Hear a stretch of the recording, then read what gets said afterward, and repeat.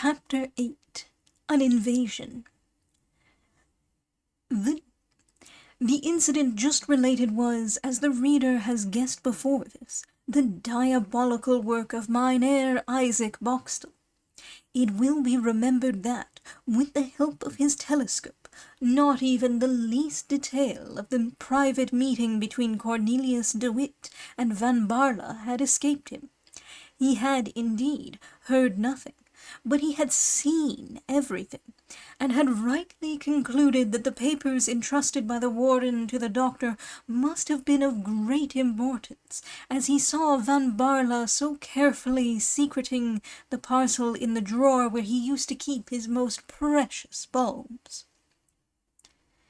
The upshot of all this was that when Boxtel, who watched the course of political events much more attentively than his neighbour Cornelius was used to do, heard the news of the brothers de Witt being arrested on a charge of high treason against the States, he thought within his heart that very likely he needed only to say one word, and the godson would be arrested as well as the godfather.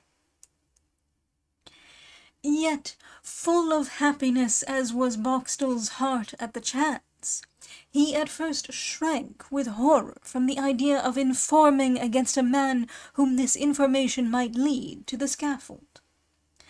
But there is this terrible thing in evil thoughts, that evil minds soon grow familiar with them.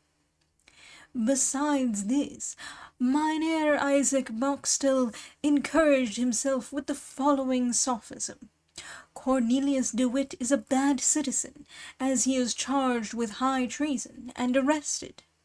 I, on the contrary, am a good citizen, as I am not charged with anything in the world, as I am as free as the air of heaven. If, therefore, Cornelius de Witt is a bad citizen, of which there can be no doubt, as he is charged with high treason and arrested, his accomplice Cornelius Van Baerle is no less a bad citizen than himself. And as I am a good citizen, and as it is the duty of every good citizen to inform against the bad ones, it is my duty to inform against Cornelius Van Baerle. Specious as this mode of reasoning might sound, it would not perhaps have taken so complete a hold of Boxtel, nor would he perhaps have yielded to the mere desire of vengeance which was gnawing at his heart, had not the demon of envy been joined with that of cupidity. Boxtel was quite aware of the progress which Van Baerle had made towards producing the grand black tulip.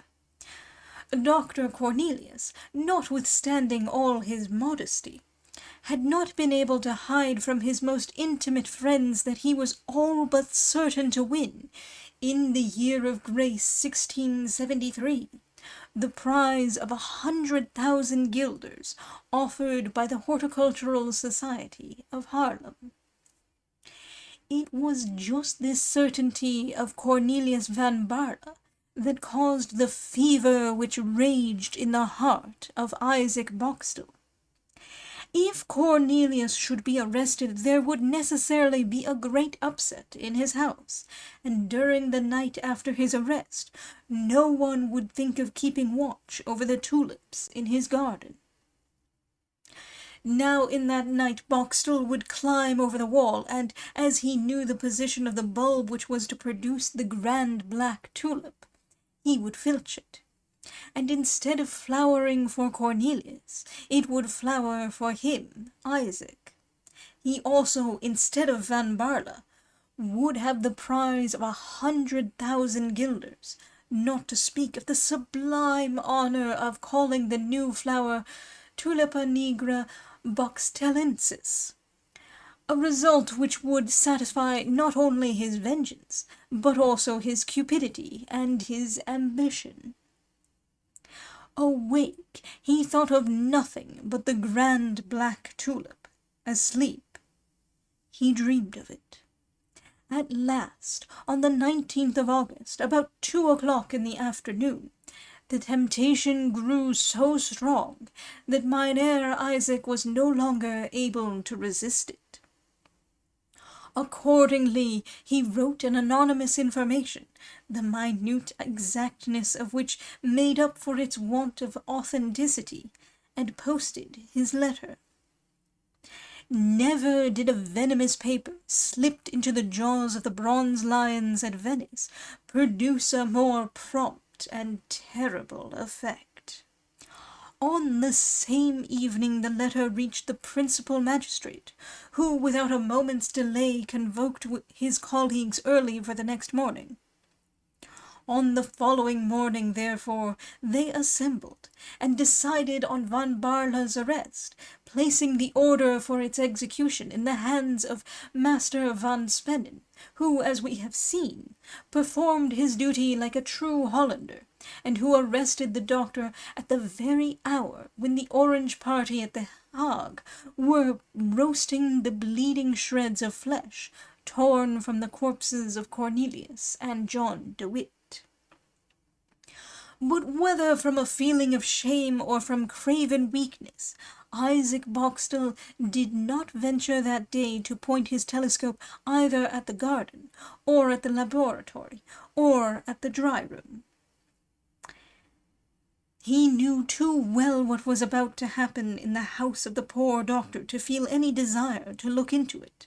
He did not even get up when his only servant, who envied the lot of the servants of Cornelius just as bitterly as Boxtel did that of their master, entered his bedroom.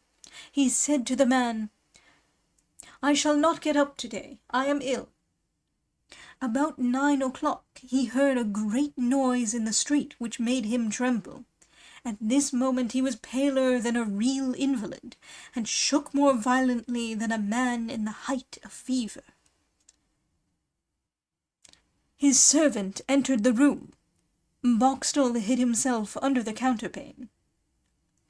"Oh, sir!" cried the servant, not without some inkling that, whilst deploring the mishap which had befallen Van Baerle, he was announcing agreeable news to his master.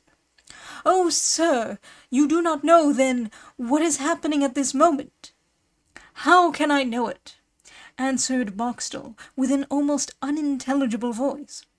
"Well, Mynheer Boxtel, at this moment your neighbour Cornelius Van Baerle is arrested for high treason." "Nonsense!" Boxtel muttered, with a faltering voice. The thing is impossible." "Faith, sir, at any rate, that's what people say, and besides, I have seen Judge Van Spennen with the archers entering the house." "Well, if you have seen it with your own eyes, that's a different case altogether."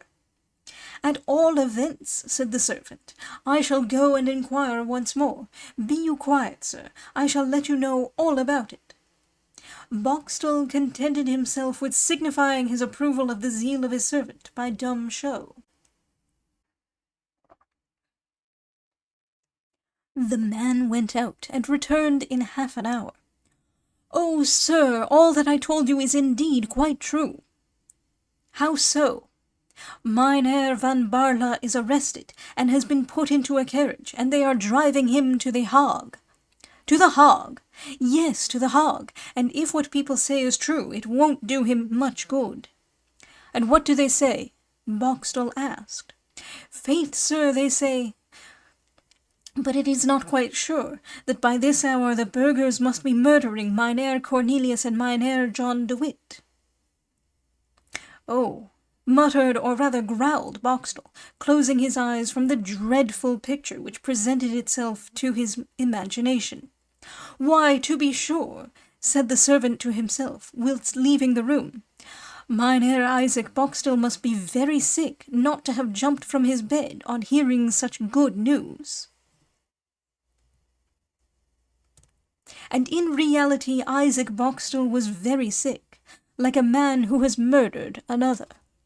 But he had murdered his man with a double object. The first was attained, the second was still to be attained. Night closed in. It was the night which Boxtel had looked forward to. As soon as it was dark, he got up. He then climbed into his sycamore.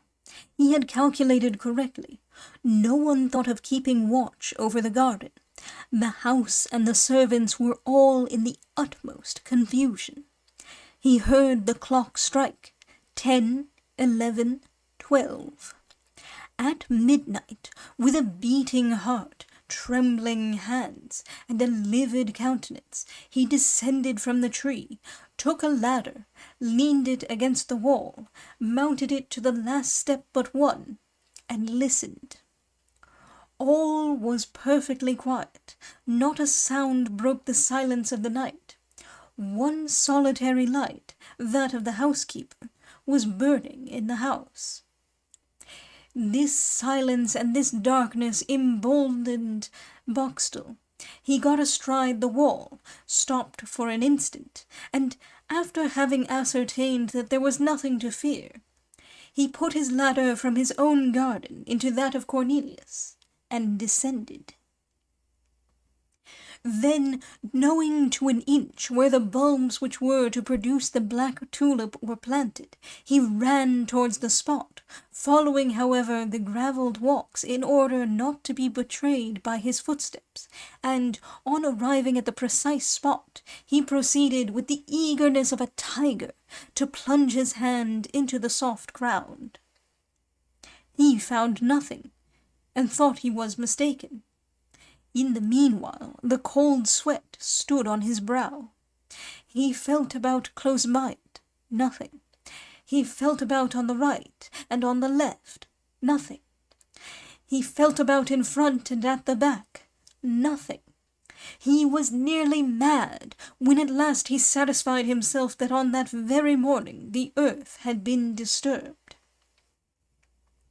In fact, whilst Boxtel was lying in bed, Cornelius had gone down to his garden, had taken up the mother bulb, and, as we have seen, divided it into 3.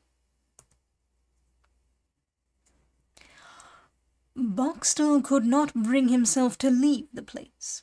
He dug up with his hands more than 10 square feet of ground.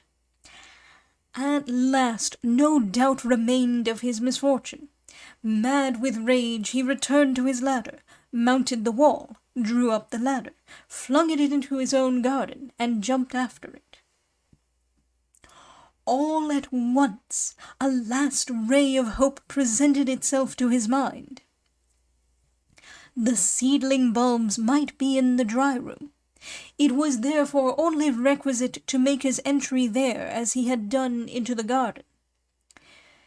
There he would find them, and moreover it was not at all difficult, as the sashes of the dry room might be raised like those of a greenhouse. Cornelius had opened them on that morning, and no one had thought of closing them again. Everything, therefore, depended upon whether he could procure a ladder of sufficient length, one of 25 feet instead of 10. Boxtel had noticed in the street where he lived a house which was being repaired, and against which a very tall ladder was placed. This ladder would do admirably, unless the workmen had taken it away. He ran to the house. The ladder was there. Boxtel took it, carried it with great exertion to his garden, and with even greater difficulty raised it against the wall of Van Baerle's house, where it just reached to the window. Boxtel put a lighted dark lantern into his pocket, mounted the ladder, and slipped into the dry room. On reaching this sanctuary of the florist he stopped, supporting himself against the table. His legs failed him, his heart beat as if it would choke him. Here it was even worse than in the garden. There Boxtel was only a trespasser. Here he was a thief. However, he took courage again. He had not gone so far to turn back with empty hands. But in vain did he search the whole room, open and shut all the drawers, even that privileged one where the parcel which had been so fatal to Cornelius had been deposited. he found ticketed, as in a botanical garden, the Jane, the John DeWitt, the hazelnut, and the roasted coffee-coloured tulip. But of the black tulip, or rather the seedling bulbs within which it was still sleeping, not a trace was found.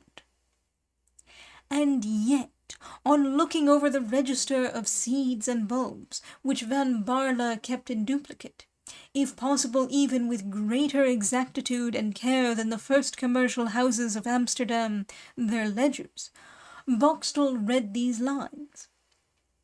Today, 20th of August, 1672, I have taken up the mother bulb of the grand black tulip, which I have divided into 3 perfect suckers.